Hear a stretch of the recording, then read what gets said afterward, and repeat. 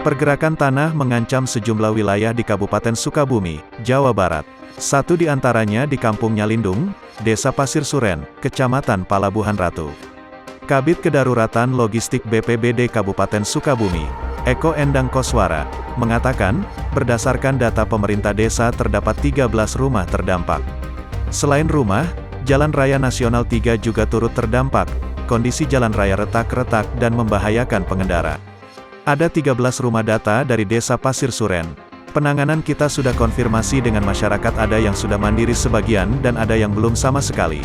Kami sudah mempersiapkan dari BPBD menangani ini, ujarnya di lokasi usai rapat dengan warga, Jumat, tanggal 4 Maret tahun 2022. Pihaknya terus melakukan pendataan rumah terdampak karena pergerakan tanah terus terjadi.